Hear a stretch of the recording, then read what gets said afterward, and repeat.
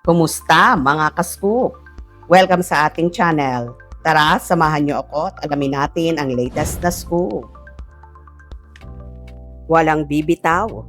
Janine Gutierrez, nangakong mananatili sa tabi ni Jericho Rosales sa gitna ng family struggles.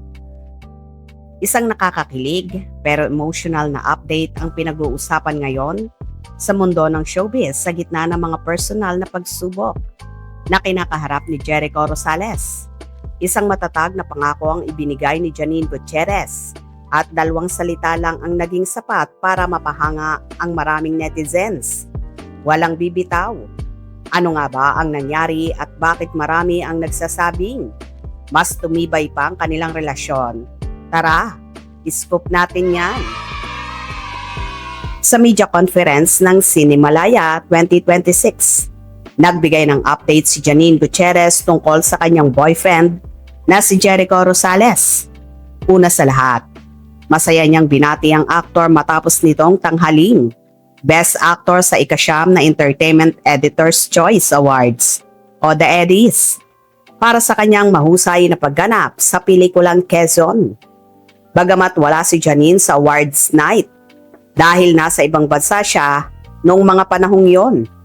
Sinabi niyang sobrang saya niya nang marinig na binanggit siya ni Jericho sa kanyang acceptance speech. Isa si Janine sa mga taong pinasalamatan ni Jericho dahil ayon sa aktor, isa siya sa mga naging sandigan nito habang ginagawa ang pelikula. Isa sa mga linyang tumatak sa maraming fans ay ang sinabi ni Jericho na si Janine ang holding my hand. Marami ang nag-isip na simbolitiko lamang ang pahayag na iyon. Pero ayon mismo kay Janine, literal pala itong nangyari. Ikinuwento niya na habang ginagawa ni Jericho ang pelikulang Quezon, kinakailangan nitong sumailalim sa matagal na prosthetics application. Ayon kay Janine, medyo natakot si Jericho habang nilalagyan ng prosthetics ang kanyang mukha. Dahil dito, hinawakan niya ang kamay ng aktor upang mabigyan ito ng lakas at kapanatagan habang isinasagawa ang proseso.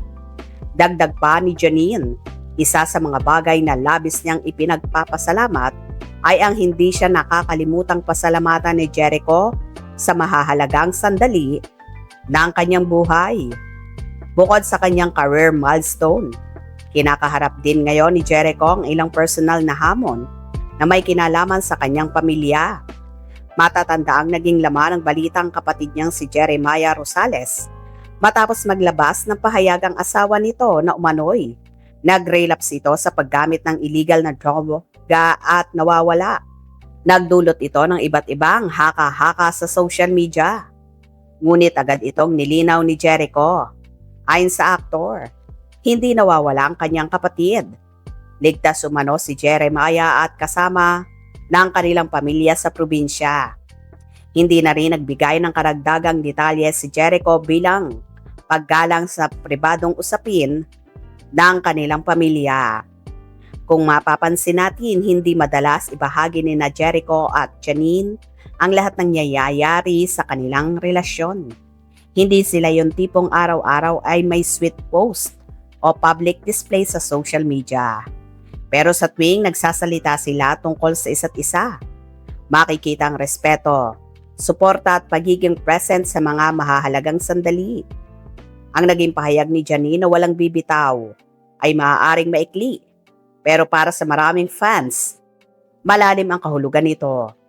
Ipinapakita nitong handa siyang samahan si Jericho hindi lamang sa panahon ng tagumpay, kundi maging sa oras ng mga personal na pagsubok.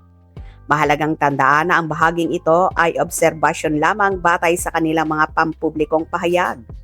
Ang tunay na kalagayan ng kanilang pribadong relasyon ay sila lamang ang lubos na nakakaalam. Kayo naman mga ka-viral scoop, anong masasabi nyo sa naging mensahe ni Janine Gutierrez para kay Jericho Rosales? Sa tingin nyo ba mas tumitibay ang kanilang relasyon dahil sa paraan ng pagsuporta nila sa isa't isa sa gitna ng mga pagsubok? I-comment ang inyong opinion sa ibaba. At kung gusto nyo ng latest showbiz updates, celebrity news at trending entertainment stories. Huwag kalimutang i-like ang video, mag-subscribe sa Viral Scoop at i-click ang notification bell para lagi kayong updated. Ako si Scoop at tandaan, kapag may usap-usapan, may scoop.